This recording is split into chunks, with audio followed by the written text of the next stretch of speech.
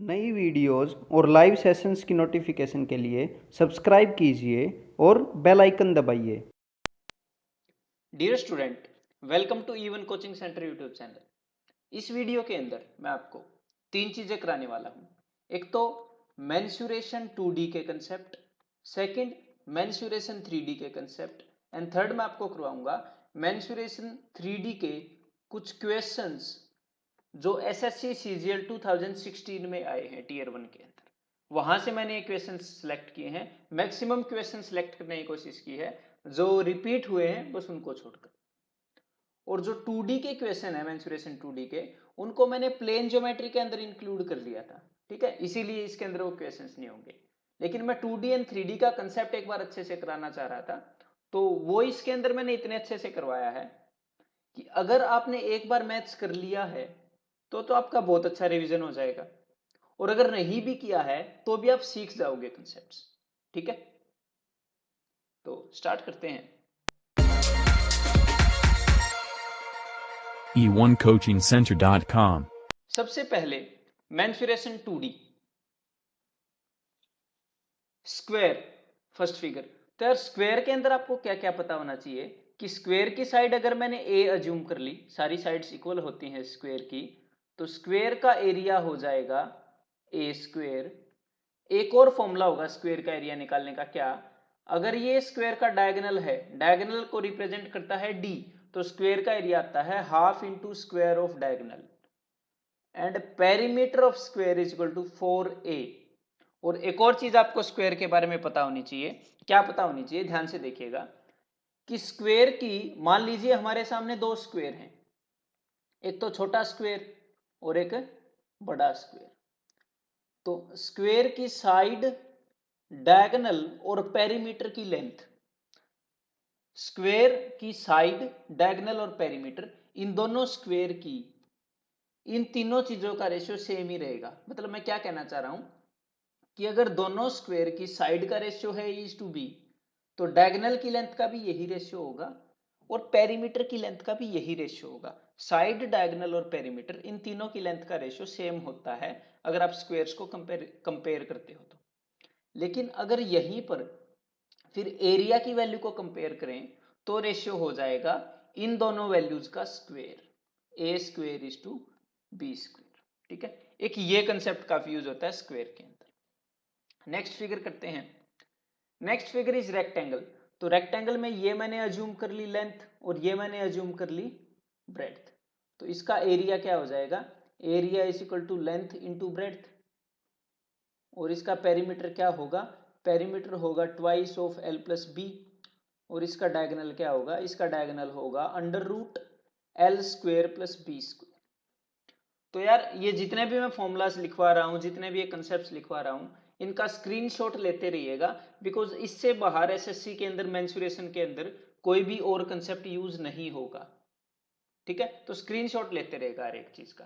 तो यार रेक्टेंगल के अंदर इतने ही हैं। इसके अलावा एक और चीज यूज करता है मेंसुरेशन में। क्या यूज करता है कि सपोज ये एक रेक्टेंगल है, ठीक है, ऊपर जो ये रेक्टेंगल है इसको मैं नाम दे देता हूं ए, बी, सी एंड डी, और इसके अंदर कहीं पर भी एक पॉइंट है ओ, कहीं पर भी। ठीक है, तो मैंने इन लाइंस को जोड़ दिया, that is A O and O C, और इनको जोड़ दिया D O and O B. तो कंसेप्ट क्या कहता है कि O A square plus O C square is equal to O B square plus O D square. ठीक है, एक ये और आपको पता होना चाहिए कि O A square plus O C square is equal to O B square plus O D square. ठीक है, स्क्रीनशॉट लेते रहिएगा। Next is triangle. तो ट्रायंगल में सबसे पहले आपको एरिया निकालना आना चाहिए। तो एरिया यार हम कैसे कैसे निकाल सकते हैं, देखिएगा। ये ट्रायंगल का बेस है, ठीक है, और ये ट्रायंगल की हाइट है। तो आप एरिया निकालोगे half into base into height, अगर बेस और हाइट गिवन होंगे तो। लेकिन अगर ये गिवन ना हो, आपको ट्रायंगल की दो साइड्स की लेंथ गिवन हो और उन दोनों के बीच का अगर एंगल गिवन हो, तो एरिया हो जाएगा half a b sine theta. अगर आपको इनके बीच का एंगल भी गिवन ना हो और तीसरी साइड गिवन हो, ऐसे चीजें गिवन होगी ना, तो एरिया क्या हो जाएगा, तो हीरोन्स फॉर्मूला लगाएंगे, that is under root S into S minus A into S minus B into S minus C. ठीक है, और ये एस क्या होता है ये भी बता देता हूं। पेरीमीटर क्या होगा इस ट्रायंगल का, इस ट्रायंगल का पेरीमीटर होगा तीनों साइड्स का सम। तो एस क्या होगा, एस इज सेमी पेरीमीटर, मतलब पेरीमीटर का हाफ। ठीक है, और ए बी सी क्या है, साइड्स की लेंथ। एक तो इस चीज का स्क्रीनशॉट ले लीजिए। ठीक है, और ट्रायंगल का स्पेशल केस भी है यार। स्पेशल केस क्या है कि ट्रायंगल इक्विलेटरल ट्रायंगल हो सकती है जिसके अंदर तीनों साइड्स इक्वल हों। तो यार इक्विलेटरल ट्रायंगल में आप क्या याद रखोगे कि इक्विलेटरल ट्रायंगल का एरिया होता है √3/4 a², अगर साइड ए है, या फिर ऐसे भी लिख सकते हैं h²/√3। ठीक है, और इक्विलेटरल ट्रायंगल की हाइट, ये वाली हाइट होती है भाई √3/2a। ठीक है, √3/2a, ये आप ध्यान रखना। और नेक्स्ट स्पेशल केस है राइट एंगल ट्रायंगल का। तो राइट एंगल ट्रायंगल में काफी यूजफुल चीज होती है पाइथागोरियन ट्रिपलेट्स, जो कि पाइथागोरस थ्योरम के ऊपर बेस्ड होते हैं। तो वो सारे आपको याद होने चाहिए यार अच्छे से। ठीक है, कौन कौन से होते हैं वो मैं बता देता हूं। वो होते हैं 3, 4, 5, आपको पहले भी याद होंगे कुछ, 5, 12, 13, then we have 7, 24, 25 and 8, 15 and 17। इनका मतलब क्या है, ये ऐसे ट्रिपलेट हैं कि भाई राइट एंगल ट्रायंगल के अंदर जो सबसे बड़ी साइड है ना, हाइपोटेन्यूज जिसको बोलते हैं 90 के सामने, उसको तो रिप्रेजेंट करते हैं ये लास्ट वाले, ये सबसे बड़े हैं ना अपने ट्रिपलेट में। तो अगर हाइपोटेन्यूज इनमें से एक है और उसके अलावा एक और चीज पता लग गई, तो तीसरी चीज बाय डिफॉल्ट पता लग जाती है, 5, 12, 13 ऐसे। और इनके मल्टीपल्स भी ये चीजें फॉलो करते हैं। मतलब अगर मैं आपको ये बोलूं कि भाई ये जो चीज है ये है 16 और ये जो चीज है ये है 30, तो ये मेरे को बताओ, तो आप क्या याद करोगे, ये 8 का डबल है, ये 15 का डबल है, तो ये क्या होगा, 17 का डबल होगा, 34। ठीक है, तो ये है पाइथागोरियन ट्रिपलेट्स जो रटे हुए होने चाहिए। और राइट एंगल ट्रायंगल आते ही आपका माइंड एक्टिवेट हो जाना चाहिए कि ये भी यूज हो सकते हैं। ठीक है, so next figure in front of us is rhombus. तो यार रोम्बस क्या होता है, एक स्क्वायर को, ये डॉटेड लाइन दिख रही है, अगर एक स्क्वायर को ऐसे धक्का दे दो, पुश कर दो ऐसे आगे, तो ये एक रोम्बस बन जाएगा। ठीक है, मतलब इसकी सारी साइड्स बराबर होंगी और इसका एरिया क्या होगा, इसका एरिया होगा भाई, ये क्या है, बेस की लेंथ है a into H height, a into H.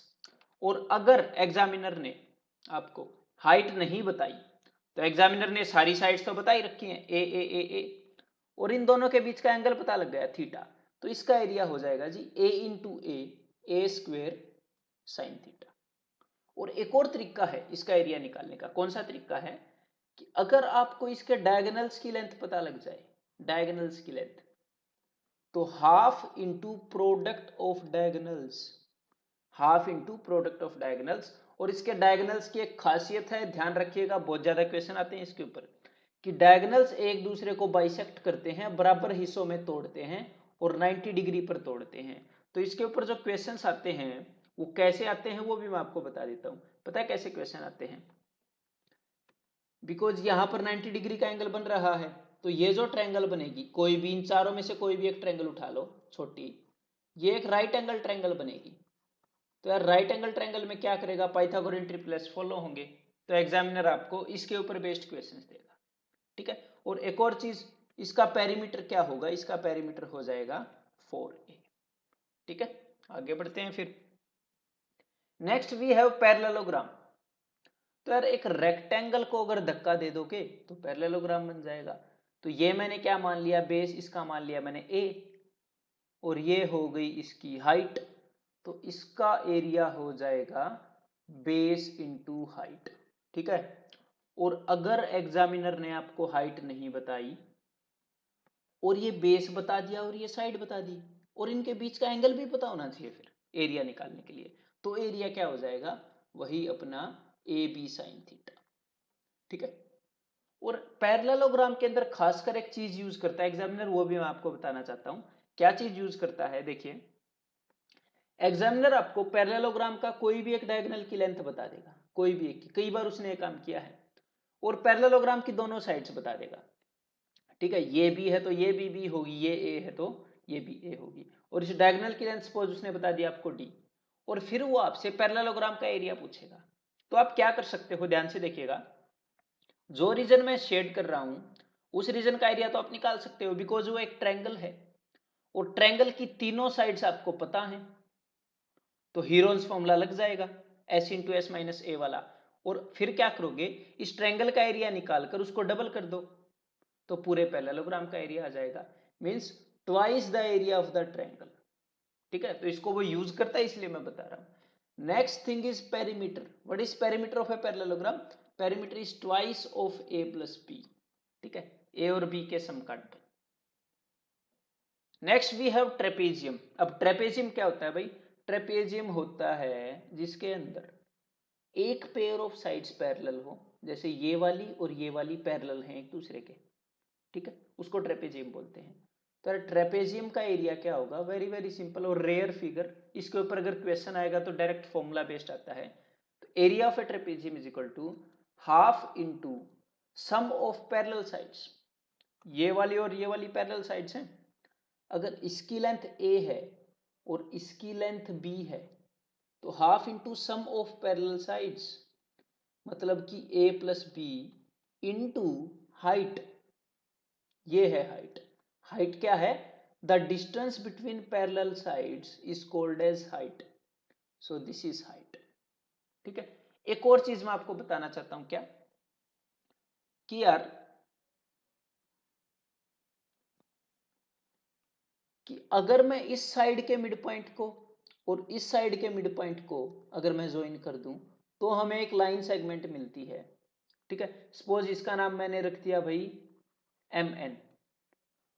तो ये जो ये वाली चीज है ना, half into sum of parallel sides, उसकी जगह एम एन ले लेगी, उसके बराबर लेंथ होती है एम एन की। तो एरिया क्या हो सकता है? एम एन इंटू हाइट, ये भी फॉर्मूला हो सकता है एरिया का। ठीक है, तो ट्रेपेजियम में इतना ही पूछेगा examiner. The next figure we have is regular hexagon. तो यार रेगुलर हेक्सागन बिल्कुल इजी फिगर है। अगर आप इसके सारे डायगोनल्स ड्रॉ करोगे ऐसे तो क्या हो जाएगा, ये 6 इक्विलेटरल ट्रायंगल्स में डिवाइड हो जाएगा, ऐसे 6 इक्विलेटरल ट्रायंगल्स। और एक इक्विलेटरल ट्रायंगल का एरिया आप जानते ही हैं, एक इक्विलेटरल ट्रायंगल का एरिया क्या होगा? √3/4। अगर इसकी साइड में मान लू a, √3/4 a स्क्वेयर। तो ऐसी ऐसी तो 6 इक्विलेटरल ट्रायंगल हैं, तो उनका एरिया क्या हो जाएगा? 6 इंटू √3/4 a स्क्वेयर। तो what will be the area? Area will be equal to 6 into √3/4 a square. और इसका पेरीमीटर क्या हो जाएगा? इसका पेरीमीटर हो जाएगा 6a। 6a हैं इसके चारों तरफ इसकी बाउंड्री पर। ठीक है, perimeter is 6a। Next we have is circle, last figure of mensuration 2D। तो यार सर्कल के बिल्कुल बेसिक फॉर्मूलाज हैं। Area of a circle is equal to pi are square, where the value of pi is 22/7 and r is the distance between centre and circumference, called as radius. ठीक है, और इसका circumference क्या होगा? Circumference मतलब circle का perimeter, बाहर वाली बाउंड्री, दैट इज 2πr। ठीक है यार, ये दो बेसिक से फॉर्मूला है, नथिंग एल्स। लेकिन मैं आपको एक खास चीज बताना चाहता हूं, the relation between radius, area and circumference काफी जरूरी है। मान लीजिए हमारे सामने ये एक सर्कल है, ठीक है, इसका रेडियस है, सपोज कर लीजिए इसका रेडियस है 7 यूनिट्स। ठीक है, तो अगर इसका रेडियस 7 यूनिट्स होगा तो इसका सर्कमफ्रेंस क्या होगा? 44। कैसे कैलकुलेट करके देख लेते हैं, 2πr आ गया ना 44। तो ये चीज क्या है, ये हमने केस याद कर लिया। केस क्यों याद कर लिया? यार सर्कल में बार बार कैलकुलेशन करनी पड़ेगी, ऐसा करने से कैलकुलेशन कम हो जाती है, मैंने डिटेल्ड लेक्चर में भी आपको बताया है। ये चीज याद कर लो कि रेडियस 7 तो सर्कमफ्रेंस 44। तो एग्जामिनर क्या बोलेगा? आपको ऐसे बोलेगा कि रेडियस 14 है क्वेश्चन के अंदर, तो आपको तो सीधा पता लग जाएगा कि भाई सर्कमफ्रेंस 88 है, क्योंकि ये डबल हुआ तो ये भी डबल होगा, सीधा पता लग गया ना। तो बार बार कैलकुलेट करने की जरूरत ही नहीं पड़ेगी। 7 और 44 का केस याद रख लो। अगर ये 3.5 है, 7 का हाफ है अगर ये, तो यार ये भी हाफ हो जाएगा 44 का, कितना हो जाएगा 22। एग्जामिनर बोलेगा ये सर्कल विद रेडियस 3.5, आपके दिमाग में सीधा आएगा सर्कमफ्रेंस 22। अगर इसका कहीं पर यूज होगा सर्कमफ्रेंस का तो आप इजीली कर लोगे हैं। अगर एग्जामिनर ने बोला सर्कमफ्रेंस 32, तो आप इसका देख लो, इसका कितने गुना है सर्कमफ्रेंस, 3 टाइम्स है ना इसका, 3 टाइम्स। तो व्हाट इज 3 टाइम्स ऑफ 7, तो 7 का 3 टाइम्स है भाई 21। अगर ऐसे देख पाए तो ठीक है, नहीं तो लेंथी मेथड तो आपके पास है ही। तो ऐसे ही क्या होगा, जब भी आपको जरूरत होगी आप ये चीजें निकाल पाओगे। जैसे ये 44 का क्या है 1.5 गुना, तो ये भी इसका 1.5 गुना। ठीक है, तो यार नेक्स्ट एक और चीज आपको पता होना चाहिए, एग्जामिनर क्या करता है, सर्कल को तोड़ देता है कई बार। तो हमें पूरे सर्कल के बारे में जब पता है तो यार इसके हिस्सों के बारे में भी पता ही होगा। ठीक है, देखिए अगर मैं सर्कल को दो आधे आधे हिस्सों में तोड़ दूं, ऐसे सर्कल को मैंने आधा कर दिया तो उसको बोलते हैं सेमी सर्कल। अगर मैं इसको भी आधा तोड़ दूं, सर्कल का चौथा हिस्सा, उसको बोलते हैं क्वाड्रेंट। और अगर मैं किसी भी एंगल में तोड़ दूं, उसको बोलते हैं जी सेक्टर। तो ये भी एक सेक्टर है, ठीक है, ये भी एक सेक्टर है, ये भी एक सेक्टर है। ये क्या है, a sector with the angle at the centre of 90 degree, a sector with angle at the centre 180 degree. ये भी सेक्टर ही है, ठीक है, लेकिन ये वाले सेक्टर थोड़े स्पेशल हैं, ये सेमी सर्कल है, ये क्वाड्रेंट है। तो सिंपल सी बात है यार, देखिए पूरे सर्कल का एरिया पाई आर स्क्वायर, पूरे सर्कल का सरकमफ्रेंस 2 पाई आर, तो आधे सर्कल का एरिया पाई आर स्क्वायर का आधा, जो सर्कल का चौथा हिस्सा है उसका एरिया पाई आर स्क्वायर का चौथा हिस्सा, जो सर्कल का पूरे सर्कल का एंगल कितना है 360, यहां पर कितना है थीटा, तो जिसने इतना यूज किया 360 में से सिर्फ थीटा यूज किया, वो एरिया भी इतना यूज करेगा। नेक्स्ट सरकमफ्रेंस के साथ भी यही केस होगा। अब इस बात को ध्यान से सुनिएगा, सरकमफ्रेंस से मेरा मतलब यहां पर है सिर्फ इस गोल गोल लाइन से, सिर्फ इस कर्व्ड लाइन से, सिर्फ इस कर्व से, सिर्फ इस आर्क से, सिर्फ ये, ठीक है, बिकॉज पूरे सर्कल का सरकमफ्रेंस ये गोल गोल है, तो आधे सर्कल का सरकमफ्रेंस है ये पोर्शन तो एक्स्ट्रा आया है ना, देखो काटने के बाद। तो अगर इसका हाफ करोगे तो ध्यान से सुनिएगा, सिर्फ ये गोल वाले एरिया की लेंथ पता लगेगी, बिकॉज इसका हाफ तो ये गोल वाला एरिया ही है। अगर इसका 1/4 करोगे सरकमफ्रेंस का, तो सिर्फ इस की लेंथ पता लगेगी। अगर थीटा बाई 360 टाइम्स करोगे 2 पाई आर का, तो सिर्फ इसकी लेंथ पता लगेगी। अगर आपको पता करनी है पूरी लेंथ, इसको क्या बोलते हैं, इसको बोलते हैं सरकमफ्रेंस। अगर आपको एग्जामिनर बोल दे पेरीमीटर, सरकमफ्रेंस होता है कर्व्ड चीज का, घुमावदार चीज का। अगर आपको बोल दे पेरीमीटर, तो मतलब पूरी लेंथ, सरकमफ्रेंस प्लस ये भी, तो ये किस चीज के बराबर है, ये भी रेडियस है, ये भी रेडियस है, ये किस चीज के बराबर होगा, ये पूरा, बस 2 रेडियस जोड़ दो, नथिंग फैंसी यार, बस 2 रेडियस जोड़ दो, कुछ खास इतनी बड़ी बात है नहीं। तो यार इसका जो भी सरकमफ्रेंस है उसके अंदर 2 रेडियस जोड़ दो, जो भी सरकमफ्रेंस है उसके अंदर 2 रेडियस जोड़ दो, ठीक है। तो आई होप ये समझ में आ गया होगा। तो यार यही थे मेंसुरेशन 2D के सारे कंसेप्ट्स, वहीं से आएगा जो भी आपके एग्जाम में आएगा। अब हम मेंसुरेशन 3D कर लेते हैं, ठीक है। So these are all the figures of mensuration 3D। तो यार 3D के अंदर 2 तरह की फिगर्स होती हैं कॉमनली। एक तो वो फिगर्स होती हैं जिनको हम बोलते हैं प्रिज्म, और एक वो फिगर्स होती है जिनको हम बोलते हैं पिरामिड। प्रिज्म कौन सी फिगर्स को बोलते हैं, जिनका टॉप एंड बॉटम, मतलब ऊपर वाला हिस्सा और नीचे वाला हिस्सा दोनों की शेप एंड साइज सेम हो, ऊपर नीचे से दो एक जैसे हो, उसको बोलते हैं प्रिज्म। पिरामिड तो आप समझ ही गए होंगे, मिस्र के पिरामिड अगर आपने सुने हो, पिरामिड्स ऑफ इजिप्ट इस तरह के होते हैं कुछ, अगर डायग्राम को समझ पाए तो, जो कि ऊपर से पॉइंटेड होते हैं।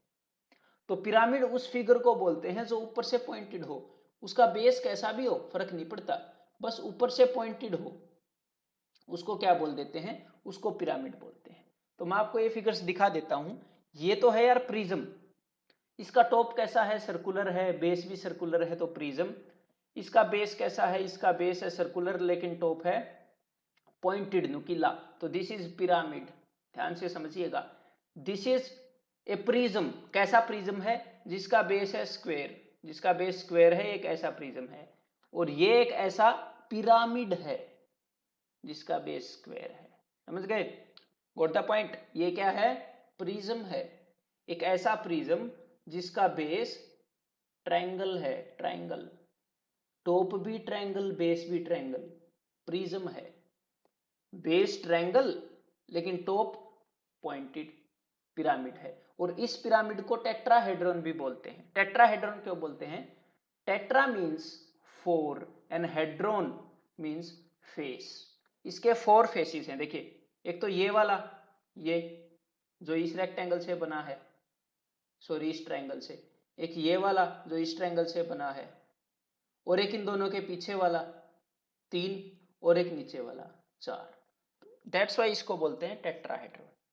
ठीक है, आगे बढ़ते हैं। वही फिर जो प्रिज्म्स हैं जिनका टॉप एंड बॉटम सेम होता है, उन सब के लिए एक ही फॉर्मूला यूज होता है, अलग अलग आपको रटने की जरूरत नहीं है। उनका वॉल्यूम होगा फॉर श्योर, प्रिज्म्स का volume, that is area of base, उनके बेस का एरिया इंटू हाइट, सबके लिए area of base into height. उनका लेटरल सरफेस एरिया क्या होगा, लेटरल सरफेस एरिया का मतलब है चारों तरफ का एरिया, ऊपर और नीचे का एरिया छोड़कर। तो यार लेटरल सरफेस एरिया होगा perimeter of base into height. और टोटल सरफेस एरिया का क्या मतलब है कि भाई ऊपर वाला और नीचे वाला भी मिलाकर, तो मतलब लेटरल सरफेस एरिया में ऊपर और नीचे का मिलाएंगे, है ना। तो भाई ये हो गया lateral surface area plus area of top and bottom. बस ये चीजें यार याद रखो, इसका स्क्रीनशॉट ले लो। अब हर एक फिगर के ऊपर लगाते हैं ये। तो क्यूबॉइड क्या है भाई, ये बताओ, प्रिज्म है या पिरामिड है। टॉप और बॉटम दोनों रेक्टेंगल से बने हैं इसके, तो ये क्या है, ये भाई प्रिज्म है। तो इसका वॉल्यूम क्या हो जाएगा, तो इसकी मैं एक बार डायमेंशंस आपको बता देता हूं। This is length, this is breadth and this is height. तो what is area of base, base rectangular है, तो area of base is L into B. What is height, that is H, L into B into H. Lateral surface area क्या होता है, perimeter of base into height. तो यार इसका base तो rectangular है, रेक्टेंगुलर का पेरीमीटर होता है ये इंटू हाइट, आ गया lateral surface area. Total surface area के अंदर क्या करते हैं, इसके अंदर ऐड करते हैं टॉप एंड बॉटम का।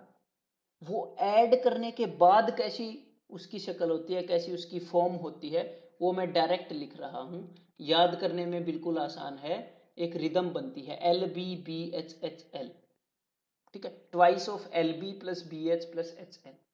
और इसका डायगोनल, डायगोनल का मतलब है भाई ये, इस कोने से लेकर उस कोने तक, इसकी वैल्यू होगी under root L square plus B square plus H square. Next figure हमारे पास है भाई प्रिज्म की क्यूब। अब क्यूब और क्यूबॉइड में तो यार फर्क है नहीं, क्योंकि क्यूब क्या है, क्यूब एक क्यूबॉइड ही है जिसकी सारी साइड्स बराबर हैं, बस और कुछ नहीं है। तो यार इसका वॉल्यूम क्या है, इसकी सारी साइड्स बराबर हैं, तो इसका वॉल्यूम है भाई ए क्यूब। इसका लेटरल सरफेस एरिया, चारों तरफ कितने फेस हैं इसके, मुझे जल्दी बताओ। एक तो ये, इसका एरिया कितना है ए स्क्वायर, इसका एरिया ए स्क्वायर, इस उस साइड जो फेस है उसका एरिया ए स्क्वायर, इसका एरिया ए स्क्वायर, तो 4 फेस हैं 4a square. Total surface area, total कितने फेस हो जाएंगे, 1 2 3 4, ये ऊपर वाला 5, नीचे वाला 6, 6a square.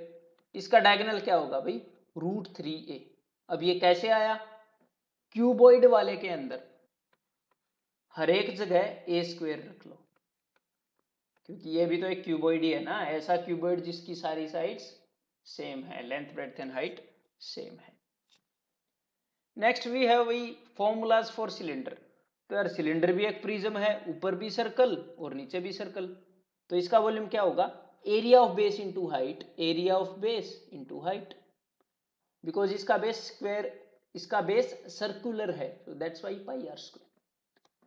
Lateral surface area will be perimeter of base into height, total surface area will be lateral surface area plus area of top, which is pi r square, and area of bottom, which is also pi r square. So plus 2 pi r square, and that's it. Next हमारे सामने है भाई pyramid.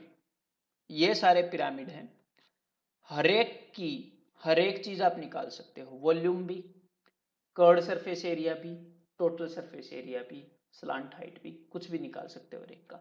तो उनके लिए बस ये fix formulas है, ये सुन लीजिए। वॉल्यूम क्या होगा हर एक का, 1/3 इंटू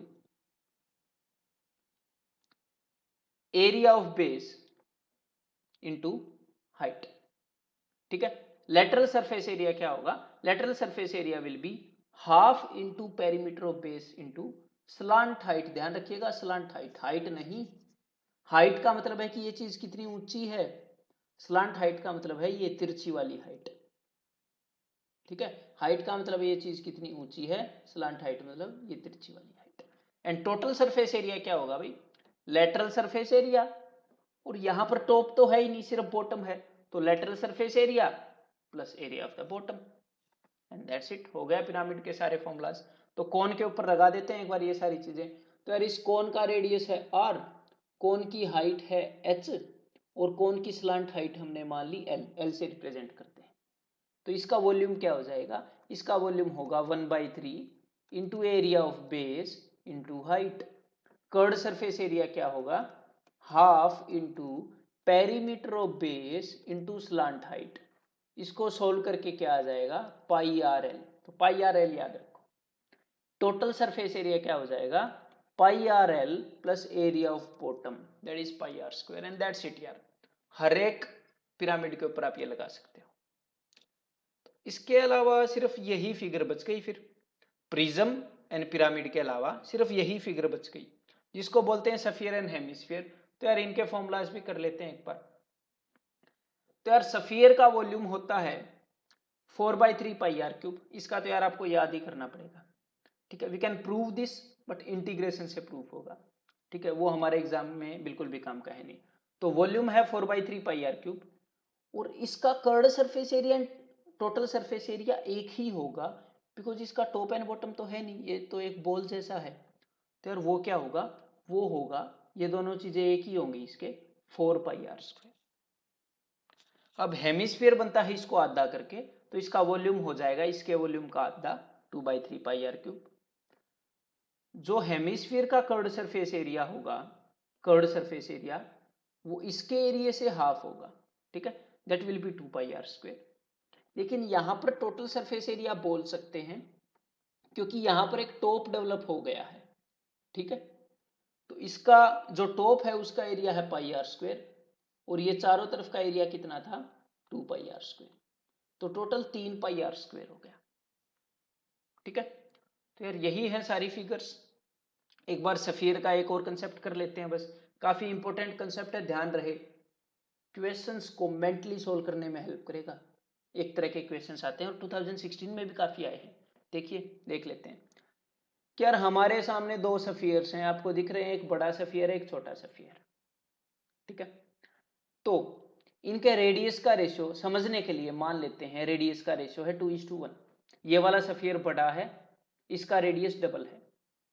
तो सरफेस एरिया का रेशियो क्या होगा, सरफेस एरिया का रेशियो वाले क्वेश्चंस रेशियो चैप्टर के अंदर पूछता है इसके। तो सरफेस एरिया का रेशियो होगा भाई, इसका स्क्वायर कर दो ये।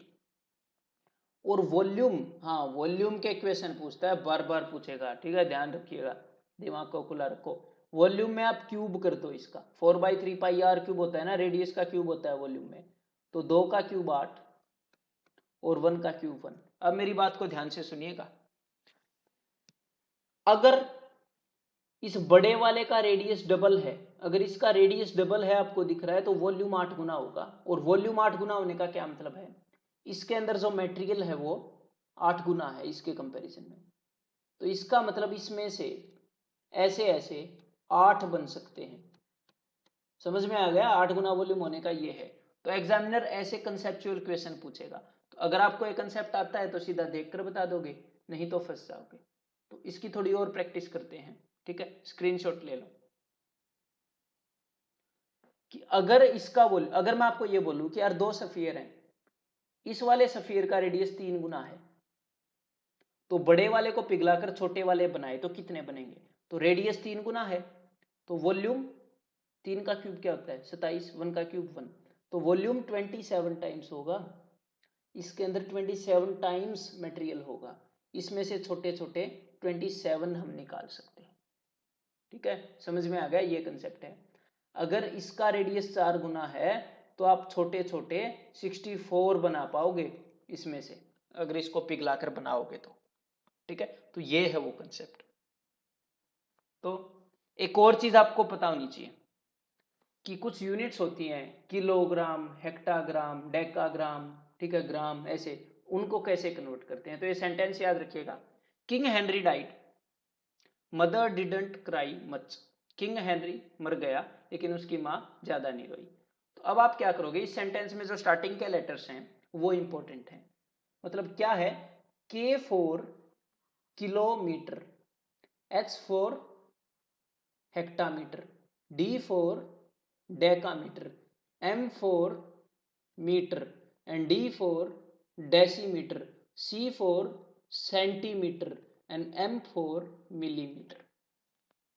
और हर एक यहाँ की चीज के पास ये वाले 10 होते हैं, आगे वाला छोटा है, और इसके अंदर मतलब 1 किलोमीटर के अंदर 10 हेक्टोमीटर होते हैं, हेक्टामीटर होते हैं, और 1 हेक्टामीटर के अंदर 10 डेकामीटर होते हैं, 1 डेकामीटर के अंदर 10 मीटर होते हैं। तो मैं आपको बता देता हूँ यार मैक्सिमम कौन सी चीजें यूज होती हैं। ये यूज होती है, फिर ये यूज होती है एसएससी के अंदर, डेसीमीटर यूज होती है, सेंटी यूज होती है और मिलीमीटर यूज होती है। ये 2 यूज नहीं होते यार जनरली, ठीक है, मतलब हुए ही नहीं है ये मान लो, ये बाकी सारे यूज होते हैं। तो इसीलिए इस चीज की जरूरत है, ठीक है, आपको कि भाई अगर किलोमीटर के अंदर मीटर देखने हैं तो ये देखो कितना आगे आए, 1 2 3, तो यार 3 जीरो लगा दो। 1 किलोमीटर के अंदर 1000 मीटर होते हैं कि नहीं होते हैं ना। 1 मीटर के अंदर अगर सेंटीमीटर देखने हैं तो 1 2 2 जीरो, 1 मीटर में 100 सेंटीमीटर होते हैं कि नहीं। ठीक है, तो ऐसे हम देखेंगे, तो ये चीजें भी काफी यूज होंगी, तो ये याद रखो, king Henry died, mother didn't cry much. तो यार अब क्वेश्चंस की तरफ बढ़ते हैं, फिर सारे कंसेप्ट्स हो गए 2D के एंड 3D के।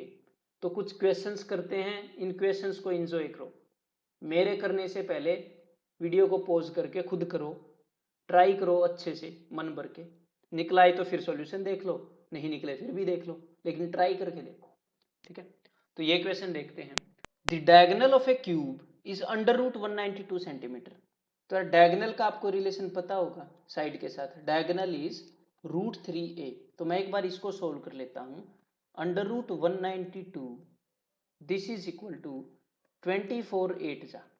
ठीक है, तो इसको ऐसे लिख लेते हैं, अंडर रूट 24 इंटू 8, तो 24 को भी मैं ब्रेक कर लेता हूं 8 इंटू 3, तो ये क्या हो गया, 8 तो सोल्व हो जाएगा, 8 2 में से एक 8 बाहर आ गया, यहां पर हो गया √3।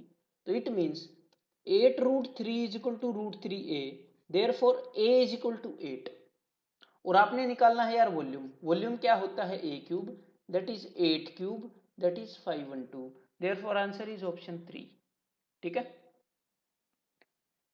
5 सेंटीमीटर लंबाई, 4 सेंटीमीटर चौड़ाई और 4 सेंटीमीटर ऊंचाई के षटफलक, मतलब जिसके 6 फेसिस हैं, मतलब कि क्यूबॉइड, ठीक है, का विकर्ण मींस इसका डायगोनल कितना होगा। तो यार सिंपल सी बात, आपको फॉर्मूला बताया था, that is L² + B² + H², L² + B² + H², this will be under root 50, therefore this is equal to 25 2 and therefore we can write it as 5√2 and the answer will be option 1। ठीक है, the radius of 2 cylinders are in the ratio this and their heights are in the ratio this, the ratio of their volumes। तो यार इस यहाँ पर ध्यान से मेरी बात को सुनिएगा, ठीक है, तो यहाँ पर उसने क्या बताया है आपको, रेडियस का रेशियो बता दिया और हाइट का रेशियो बता दिया और वॉल्यूम का रेशियो पूछ लिया। तो सिलेंडर के वॉल्यूम के अंदर क्या क्या होता है, अब इसके अंदर मेरे को ये बताओ, ऐसी कौन सी चीज है जिसकी वैल्यू सेम ही रहेगी हर एक केस में, कभी भी चेंज नहीं होगी। पाई की वैल्यू तो चेंज हो ही नहीं सकती। रेडियस एंड हाइट तो अलग अलग सिलेंडर के अलग हो सकते हैं, तो पाई को हटा दो। मतलब अगर दो सिलेंडर्स को कंपेयर करोगे तो उनका वॉल्यूम सिर्फ रेडियस और हाइट पर डिपेंड करता है। ठीक है, तो हम रेडियस का स्क्वायर और हाइट इनका प्रोडक्ट का रेशियो देखेंगे, उससे आंसर आ जाएगा।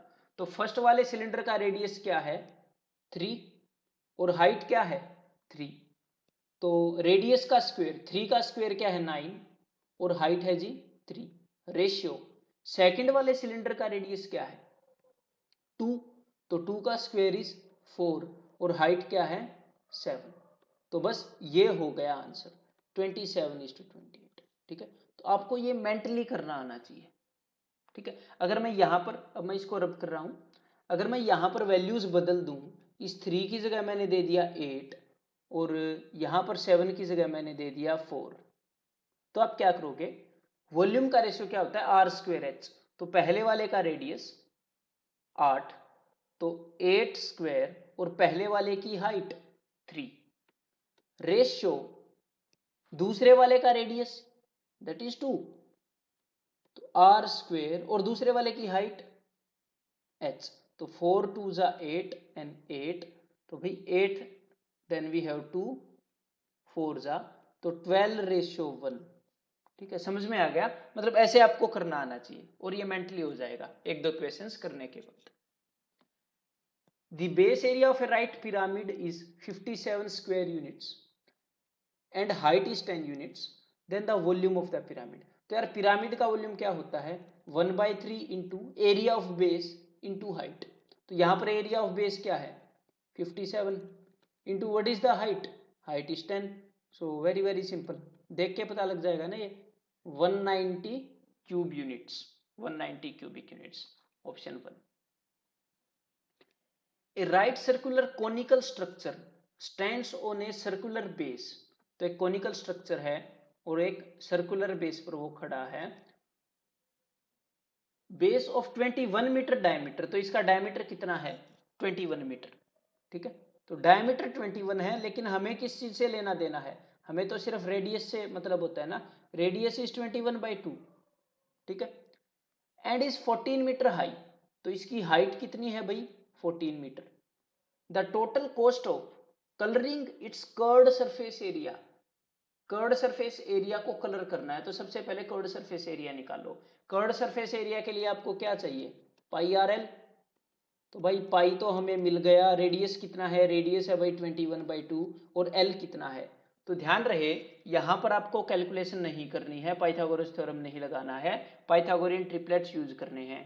देखिए 14 क्या है, 14 को मैं कैसे लिख सकता हूं, यहां पर नीचे 2 है ना, 2 लिखा हुआ है, इसको 14 को मैं लिख सकता हूं 28/2 लिख सकता हूं ना। नीचे वाले 2 को भूल जाइए, बस यहां पर नीचे 2 लगा लीजिए। अब ऊपर देखिए ये क्या है, ये 7 का 3 गुना है ना, ये क्या है 7 का 4 गुना है ना, तो 3 4 5, पाइथागोरियन ट्रिपलेट याद आया, तो ये क्या होगा 7 का 5 गुना। ठीक है, तो स्लांट हाइट क्या हो गई 35/2, सो दैट इज 35/2। अब इसको सोल्व मत करिएगा, सिर्फ ये देखो हमारे पास आ गया कर्ड सरफेस एरिया किसी भी फॉर्म में हो, और 1 स्क्वायर मीटर के लिए 6 रुपए ले रहा है, तो ये लीजिए भाई इंटू 6, इतने रुपए लगेंगे टोटल। ठीक है, अब इसको सोल्व कर लेते हैं। नाउ वी हैव 7 3 जा 2 11 जा एंड 2 3 जा, सो 3 3 जा 9, 9 3 जा 270 और 45 दैट इज 315। इसको इससे मल्टीप्लाई करना है और 11 से मल्टीप्लाई करना काफी आसान होता है, 5 6 4 3, सो 3 4 6 5, आंसर इज ऑप्शन 3। ठीक है, the radius and the height of a cone are each increased by 20%, then the volume of the cone increases by। तो यार एक बार कोन का वॉल्यूम देख लेते हैं क्या होता है 1/3 पाई आर स्क्वायर एच। तो रेडियस एंड हाइट तो यार चेंज हो सकते हैं, अब 1/3 और पाई की वैल्यू तो यार कांस्टेंट ही है, इनसे कोई फर्क पड़ने वाला है नहीं, ये तो उतने ही रहेंगे जितने पहले थे, बस ये चीजें चेंज हुई हैं। रेडियस कितना बढ़ा 20%, और कोई भी चीज जब 20% बढ़ जाए तो कितने टाइम्स हो जाती है? 6/5। तो यार मैं उसी चीज को यूज करूंगा, ठीक है। रेडियस 2 बार है इन्वॉल्व, तो मैंने 2 बार 6/5 लिखा रेडियस के लिए। एक बार हाइट इन्वॉल्व है, एक बार उसके लिए, क्योंकि उसको भी 20% बढ़ाया गया। अब वॉल्यूम के ऊपर फर्क आपको अपने आप पता लग जाएगा, बस इसको सोल्व कर लीजिए। तो यार इसको मैं सोल्व कर रहा हूं। 216/125, पहले 125 था वॉल्यूम, अब 216 हो गया, तो कितना बढ़ गया? 6 - 5 1, 11 - 2 9, डिवाइडेड बाई 125, तो 91 इंक्रीज हो गया 125 के ऊपर। तो ये कितना है एक बार देख लेते हैं परसेंटेज में। फ्रैक्शन में तो आ गया, परसेंटेज में देख लेते हैं। 25 4 जा, 25 5 जा, देन ऊपर हमारे पास है 364 divided by 5, then the answer will be 72.8% and which is given by option 4। ठीक है, as simple as that, percentage का कंसेप्ट था ये। The volumes of two right circular cones are in the ratio 1:4। तो यहां पर क्या दे दिया? वॉल्यूम का रेशियो दे दिया। एंड देयर डायमीटर, अब यार देखिए डायमीटर का रेशियो बता दिया, लेकिन डायमीटर होता क्या है? रेडियस का डबल। हर एक जगह रेडियस का डबल होता है ना, डायमीटर के अंदर 2 इंटू रेडियस तो इन्वॉल्व होता ही है। तो यार ये 2 की वैल्यू तो 2 ही होती है, कांस्टेंट होती है। तो अगर उसने डायमीटर का रेशियो बताया है ना, वही रेशियो रेडियस का है, ये उसने रेडियस का ही रेशियो बताया है। ठीक है, अगर किसी एक सिलेंडर का या सफियर का या कोन का अगर डायमीटर डबल होगा दूसरे के कंपैरिजन में, तो रेडियस भी तो डबल ही होगा ना। ठीक है, तो डायमीटर का रेशियो मतलब रेडियस का रेशियो। तो यहां पर और पूछा क्या है? Then their heights will be in the ratio. तो यार मेरे को ये बताइए वॉल्यूम के अंदर क्या क्या इन्वॉल्व होता है? ये अब मैं कांस्टेंट चीजों को जल्दी से काट रहा हूं, बताइए आपको ये काटनी पड़ेंगी। वॉल्यूम के अंदर ये दोनों चीजें इन्वॉल्व होती हैं। तो यार एक का वॉल्यूम है 1, दूसरे का वॉल्यूम है 4। ठीक है, अब मैं क्या करूंगा? देखिए वॉल्यूम को मैं डिवाइड कर रहा हूं, वॉल्यूम को मैं किससे डिवाइड करूं कि हाइट आ जाए? रेडियस के स्क्वायर से। तो पहले वाले का रेडियस है 4, तो मैंने डिवाइड कर दिया 16 से। दूसरे वाले का रेडियस है भाई 5, तो मैंने डिवाइड कर दिया 25 से। ये आ गया हाइट्स का रेशियो। अब इनको क्रॉस मल्टीप्लाई कर लो। 25 इंटू 1 25, 16 इंटू 4 64। आंसर क्या हो जाएगा जी? ऑप्शन 4। ठीक है, तो ऐसे कम कैलकुलेशन से आप निकाल पाओगे। The ratio of the weights of two spheres, तो दो सफियर्स हैं, उनके वेट का, उनके वजन का रेशियो, मतलब पहले वाले के अंदर अगर वेट 8 है तो दूसरे वाले के अंदर वेट 7 है। यह है रियल में वजन जो हम तोलते हैं। ठीक है, और एक्चुअल में जिस चीज से हम डील करते हैं, ध्यान दीजिएगा कंफ्यूज नहीं होना यहाँ पर, जिस चीज से हम डील करते हैं ना 3D के अंदर, वो वजन नहीं होता, वो क्या होता है? वो होता है वॉल्यूम। वॉल्यूम, वॉल्यूम होता है रेडियस का क्यूब। ठीक है, वॉल्यूम का रेशियो, वजन से मत उसको कंफ्यूज करना। तो ये वजन का रेशियो है। पहले वाले का वजन अगर 8 किलो है तो दूसरे वाले का 27 किलो है। समझाने के लिए मैं केजी यूज कर रहा हूं। अब एग्जामिनर ने क्या बताया है, इस बात को ध्यान से सुनिएगा। And the ratio of weights, इस बात को अच्छे से समझना, वेट्स पर 1 cc ऑफ मटेरियल, मतलब 1 क्यूबिक सेंटीमीटर, 1 क्यूबिक सेंटीमीटर जो भी मटेरियल है उसके अंदर 8 केजी वेट है। ठीक है, पहले वाले के 1 क्यूबिक सेंटीमीटर में 8 केजी वेट है, तो दूसरे वाले के 1 क्यूबिक सेंटीमीटर में सिर्फ 1 केजी वेट है। समझ में आ गया? वेट पर 1 क्यूबिक सेंटीमीटर, कि 1 क्यूबिक सेंटीमीटर में कितना वेट है उसका रेशियो। ये केजी मैंने समझाने के लिए यूज किया, अदरवाइज यूनिट्स है। अब वॉल्यूम आएगा। वॉल्यूम क्या होता है क्यूबिक सेंटीमीटर में? अब पहले वाले को देखो, पहले वाले के 8 केजी कितने क्यूबिक सेंटीमीटर के बराबर है? 1 के। 8 केजी 1 के बराबर है, उसने खुद बोला है। और वेट कितना है? 8 ही है, तो मतलब इसका वॉल्यूम कितना है भाई? 1 है, 1 सेंटीमीटर क्यूब है, खुद बताया। दूसरे वाले का 1 केजी 1 सेंटीमीटर क्यूब के बराबर है, तो 27 केजी 27 सेंटीमीटर क्यूब के बराबर होगा। ये है भाई वॉल्यूम का रेशियो, पता लग गया आपको। और अगर वॉल्यूम का रेशियो पता लग गया तो रेडियाई का रेशियो निकालने में तो कुछ लगेगा ही नहीं, क्यूब रूट करना है ना। तो 1 का क्यूब रूट 1, 27 का क्यूब रूट 3, तो आंसर विल बी 1:3। ठीक है, little conceptual question but not a calculative one. A spherical lead ball of radius 6 cm is melted and small lead balls of radius 3 mm are made। तो देखिए units अलग अलग use की गई है। mm 1 centimetre के अंदर 10 mm होते हैं, तो मैंने ऊपर वाले को भी mm में कन्वर्ट कर लिया। ठीक है, 60 mm हो गए यहाँ पर भी, ऊपर भी। तो अब मेरे को ये बताइए, पहले जो स्फेरिकल बॉल थी उसका रेडियस कितना है 60, इस छोटी वाली का कितना है 3, तो पहली वाली का कितने गुना है 20 गुना है ना। तो अगर रेडियस 20 गुना है तो बड़ी वाली में से छोटी वाली बॉल कितनी बनेगी, मतलब वॉल्यूम कितने गुना होगा यार, वॉल्यूम तो 20 का क्यूब 8000 गुना होगा, तो मतलब बड़ी वाली में से छोटी वाली 8000 बॉल्स बनेगी। यही मैं समझाने की कोशिश कर रहा था थोड़ी देर पहले। ठीक है, तो इसके ऊपर बेस्ड ऐसे क्वेश्चंस जो हैं वो इजीली कर लोगे अगर ये समझ में आ गया तो। एक बार फिर से बताता हूं कि अगर इसका रेडियस 20 टाइम्स है, रेडियस 20 गुना है, तो वॉल्यूम कितने गुना होगा, वॉल्यूम होता है रेडियस का क्यूब, रेशियो वॉल्यूम का रेशियो। इसका क्यूब किया 1 का तो 1 ही आया, 20 का क्यूब किया तो 8000 आया, मतलब अगर इसका वॉल्यूम 1 है तो इसका वॉल्यूम 8000 है।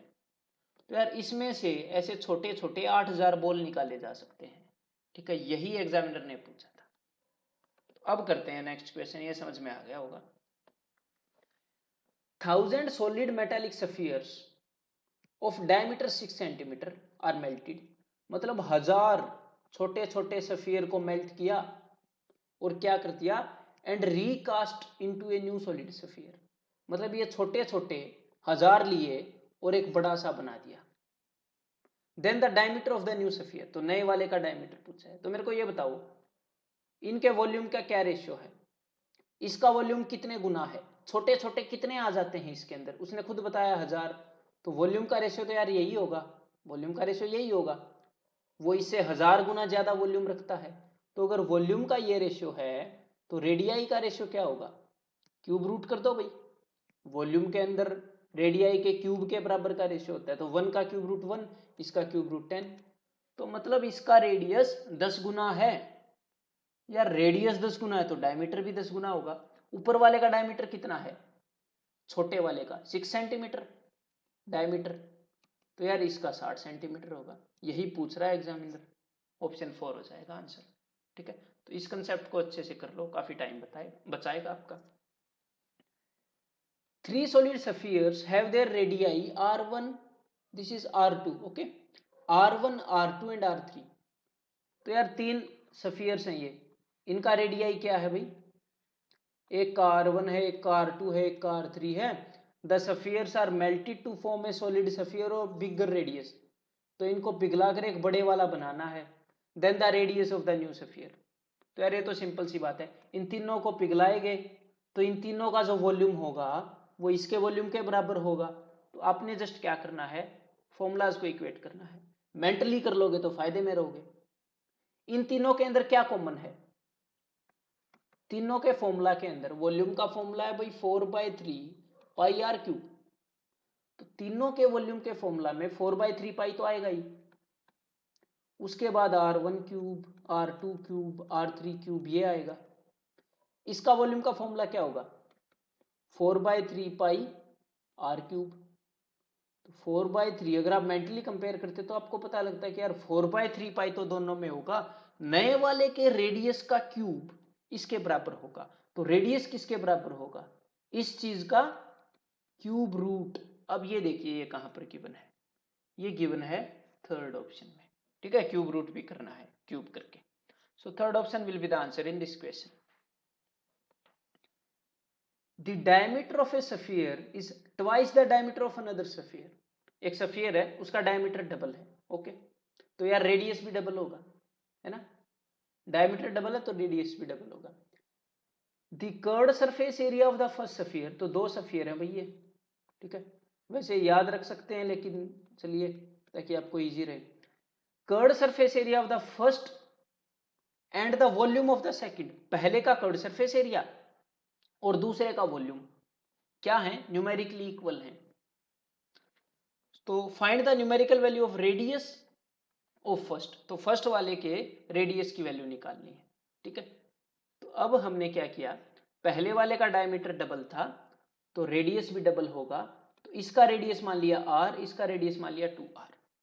तो पहले वाले का कर्ड सरफेस एरिया वो होता है भाई 4 पाई r स्क्वेयर, तो 2r का स्क्वेयर क्या होगा 4r square is equal to the volume of the second one, इसका वॉल्यूम क्या है 4/3 पाई आर क्यूब। तो भाई अब कैंसिल करते हैं इनको, 4 पाई आर स्क्वेयर से 2 आर गए, अब ये 3 वहां पर ऊपर जाएगा, है ना, तो आर की वैल्यू क्या हो जाएगी, आर की वैल्यू हो जाएगी 12। लेकिन यहां पर इस आर की वैल्यू नहीं बतानी, ध्यान से देखिएगा क्या पूछा है, the numerical value of the radius of the first वाले की बतानी है। तो आर की वैल्यू 12, तो 2r की वैल्यू 24, आंसर इज 24। यहां पर तो चलो एग्जामिनर ने 12 दिया नहीं, लेकिन वो दे देता है, तो इसीलिए जल्दबाजी नहीं करनी, है ना, अगर दे दे तो। ये होलो हेमिस्फीयर बाउल, होलो का क्या मतलब है, खोखला, ये देखिए हिंदी में लिखा भी है खोखला, तो ये इस हिसाब से बनेगा। देखिए मैं एक बार डायग्राम बना देता हूं,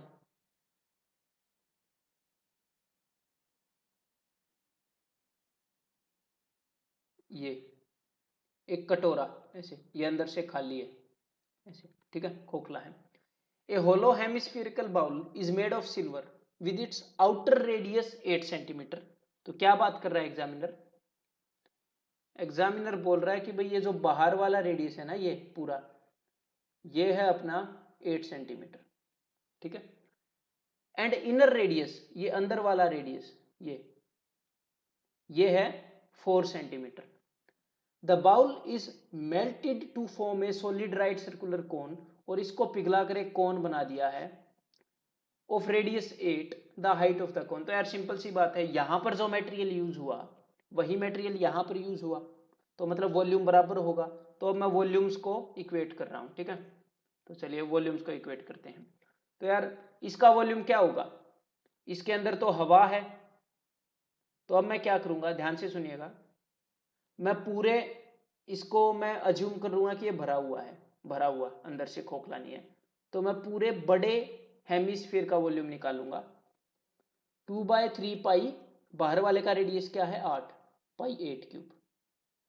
उसके अंदर से जो हवा है ना, जो हवा का कितना वॉल्यूम बनता है, हवा की रेडियस कितनी है, हवा की रेडियस हमने थोड़ी देर पहले लिखी है 4, जो खोखला है अंदर से, तो उस हवा की वॉल्यूम में घटा दूंगा -2/3 पाई 4 क्यूब, तो सिर्फ मेटल का वॉल्यूम आ जाएगा, और उसको इक्वेट कर देंगे कोन के वॉल्यूम से।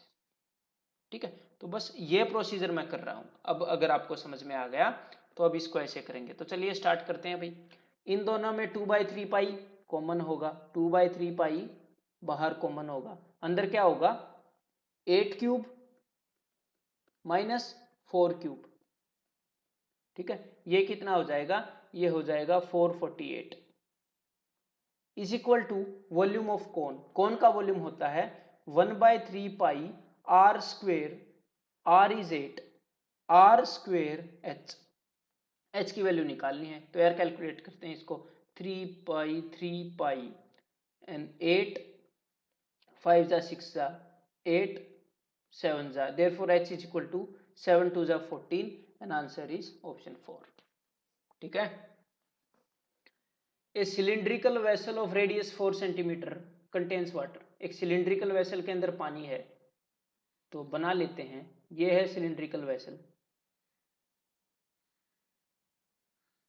ठीक है, इसके अंदर यहां तक पानी है, यहां तक भरा हुआ है पानी, यहां तक, ठीक है। ए solid sphere of radius 3 centimetre is dipped into water.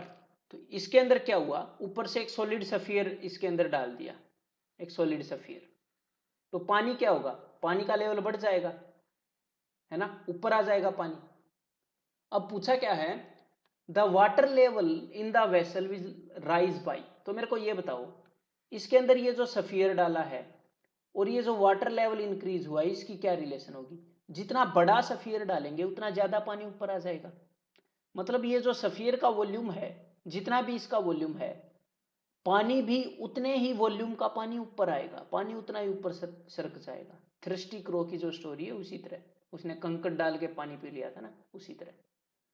तो हम क्या करेंगे, ये जो ऊपर लेयर है ना पानी की, जिसकी इतनी हाइट है, ये लेयर किस फॉर्म में है? सिलिंड्रिकल बर्तन में है तो सिलिंड्रिकल फॉर्म में है। इस लेयर के वॉल्यूम को इस सफियर के वॉल्यूम से इक्वेट करेंगे। तो अब मैं वही करने जा रहा हूं, ये सिर्फ समझने की बात थी। तो यार सफियर का वॉल्यूम होगा 4/3 पाई आर क्यूब, सफियर का रेडियस है भाई 3, सो 3 क्यूब इज इक्वल टू, इस सिलेंडर का वॉल्यूम होगा पाई आर स्क्वेयर, रेडियस है 4, और एच क्या होगी? जितना भी ये राइज हुआ वो हमने निकालना है। तो भाई 4 पाई से 4 पाई कैंसिल, इस 3 से 3 कैंसिल, तो एच की वैल्यू क्या हो जाएगी? 3 3 जा 9 बाई ये वाला 4। तो answer will B 2.25, that is second option. ठीक है, आगे बढ़ते हैं फिर। अब radius of cross section of A solid right circular cylinder, right circular cylinder है एक, उसका रेडियस है 3.2 डेसीमीटर। और हाँ एक ध्यान रहे, इसको डेकामीटर मत अज्यूम करना, डेकामीटर एंड डेसीमीटर में फर्क है। ठीक है, डेकामीटर कभी भी एग्जामिनर यूज नहीं करता, आज तक एसएससी में यूज नहीं किया है। और डेकामीटर का साइन क्या होता है? या तो डी के एम, या डी बड़ा वाला डी और एम, छोटे वाला डेसी के लिए होता है। तो आज तक उसने यूज नहीं किया है, तो ऐसे कंफ्यूजन भी मत क्रिएट करना कि बड़ा यूज किया है छोटा, सीधा डेसीमीटर लेना। ठीक है, do not worry, this is confirmed. तो 3.2 decimetre, the road is melted, क्या है आपको बता देता हूं। एक सिलिंड्रिकल रोड है ऐसे, ठीक है, सॉलिड है भरी हुई, इसको मेल्ट करके 44 छोटे छोटे क्यूब बना लिए किसी ने। ठीक है, इसको पिघलाकर ऐसे छोटे छोटे क्यूब बना लिए।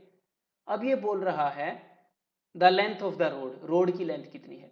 तो यार इन दोनों का वॉल्यूम इक्वल होगा, मतलब इस रोड का वॉल्यूम ऐसे ऐसे 44 क्यूब के बराबर होगा, इसी में से तो बनाए है ना। तो रोड का वॉल्यूम हम इक्वेट कर देते हैं, पाई आर स्क्वेयर, रेडियस कितना है? 32 डेकामीटर, सॉरी डेसीमीटर, तो 32 सेंटीमीटर हो जाएगा। 3.2 decimetre, because 1 decimetre is equal to 10 centimetre, therefore 3.2 decimetre is equal to 32 centimetre. ठीक है, तो 32 सेंटीमीटर हो गया यार, ये आपको याद होने चाहिए, फिर आप इजीली कन्वर्ट कर लोगे। तो पाई आर स्क्वेयर एच, एच तो उन्होंने पूछा है यार, लेंथ पूछा है ना, the length of the road, पता नहीं हमें, इज इक्वल टू ऐसे ऐसे 44 क्यूब, तो 44 इंटू एक क्यूब की साइड क्या है? 8, 8 इंटू 8 इंटू 8, ऐसे ऐसे 44, बस हमने इक्वेट कर दिया। अब सोल्व कर लेते हैं। 8 4 जा 8 4 जा 4 4 जा 16, 8 2 जा, और पाई को भी एक बार खोल ही लेते हैं, 22/7, तो 22 एंड 2 44 44। तो एच की वैल्यू क्या हो जाएगी? इस 7 को उधर ऊपर भेजोगे 7, तो यार एच की वैल्यू आ जाएगी यहां पर 7, दैट इज ऑप्शन 2, 7 सेंटीमीटर है। ठीक है, ए solid sphere of radius 9 centimetre, हमारे पास एक सॉलिड सफियर है, ये रहा, इसका रेडियस है 9 सेंटीमीटर। ठीक है, is melted to form a sphere of radius 6, इसको मेल्ट किया गया, एक छोटा सफियर बनाया गया जिसका रेडियस है 6, and A right circular cylinder of same radius, मतलब उसका भी रेडियस है 6। तो इसको पिघलाकर दो चीजें बनाई गई। ब्यूटीफुल क्वेश्चन, इसको पिघलाकर दो चीजें बनाई गई, इसका भी रेडियस है 6, तो हाइट पूछेंगे इसकी पक्का। दी height of the cylinder so formed is, तो देखिए यार, इसका वॉल्यूम इन दोनों के वॉल्यूम के बराबर होगा। अगर अभी इजी क्वेश्चन है, सभी कर लेंगे, लेकिन जल्दी करने के लिए क्या करोगे, कंसेप्ट बताता हूं आपको, जो थोड़ी देर पहले हमने किया था, कि सफियर में से, सफियर के कुछ हिस्से में से तो सफियर निकाला है, तो मेरे को ये बताओ इस वाले सफियर का रेडियस कितना है? रेडियस फ्रैक्शन में पूछ रहा हूं, बड़े वाले के कंपैरिजन में इसका रेडियस कितना है, 6/9 है, मतलब कि 2/3 है। तो वॉल्यूम कितना होगा, क्यूब कर दो इसका, 2 का क्यूब 8 और 3 का क्यूब 27, तो वॉल्यूम कितना होगा 27, 8/27। मतलब ध्यान से सुनिएगा आप बात को ताकि आपका टाइम बचे। 8/27 इसका जितना भी वॉल्यूम था उसका 8/27 यहां पर यूज हुआ है। ये देखकर बता सकते हो, ऐसे देखकर कि यार रेडियस 2/3 है तो 2/3 का क्यूब होता है 8/27, तो 8/27 तो यहां पर यूज हो गया होगा। जो बाकी बचा है, अब बाकी कितना बचा है 19/27, इसके वॉल्यूम का, ध्यान से सुनिएगा, इसके वॉल्यूम का 19/27 जो हिस्सा है वो यूज हुआ है इसको बनाने में। बस यहां तक थी समझने की बात। अब मैं इन्हीं चीजों को इक्वेट करके आंसर निकालूंगा, ठीक है। इसका स्क्रीनशॉट ले लो, मैं रब कर रहा हूं।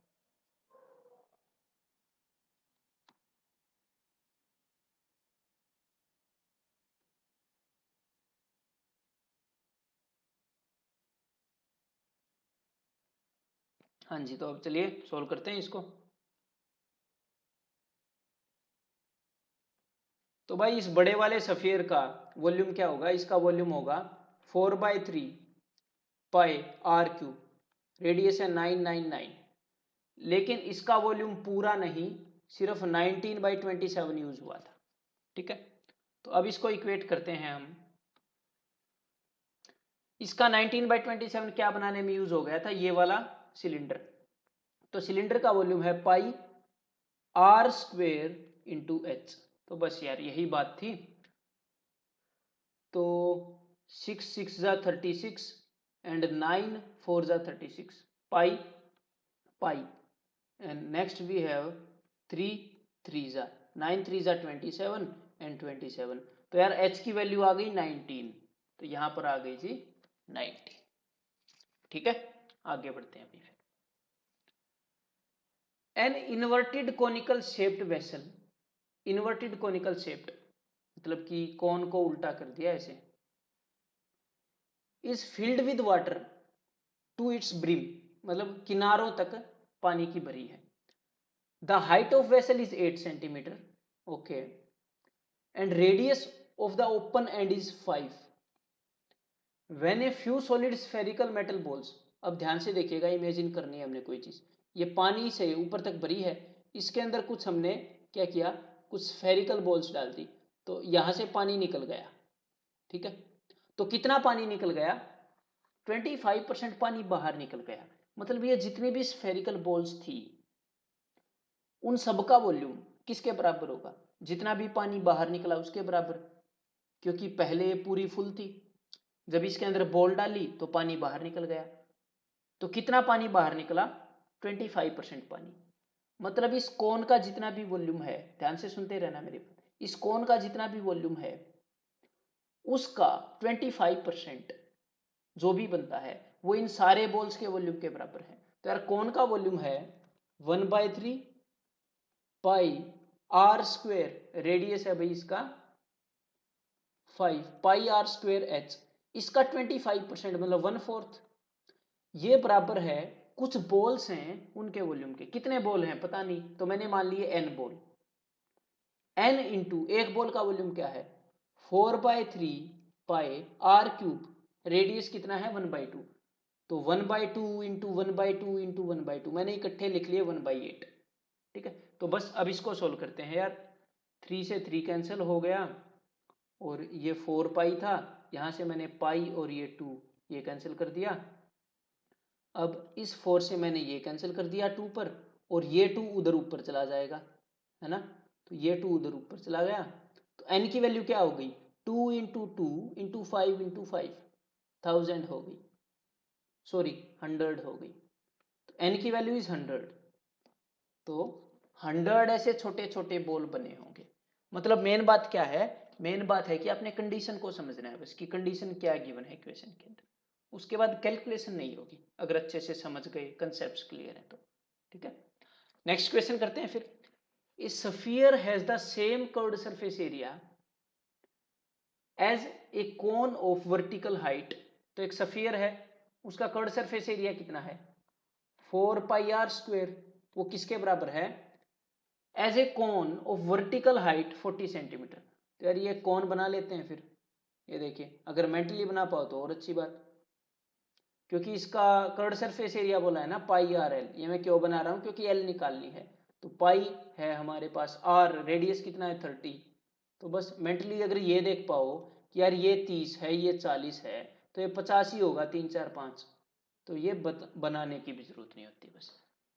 तो भाई पाई से पाई कैंसिल, इस 4 से क्या कैंसिल, ये जाएगा अपना 15 पर, ये जाएगा 25 पर, 1 2 से मैंने ये काट दिया, 1 2 से ये, तो आर स्क्वायर इज दिस। तो आर की वैल्यू क्या होगी 25, तो सोल्व हो जाएगा √5, लेकिन यार ये 15 नहीं होगा, आर की वैल्यू हो जाएगी 5√15, दैट इज ऑप्शन 3।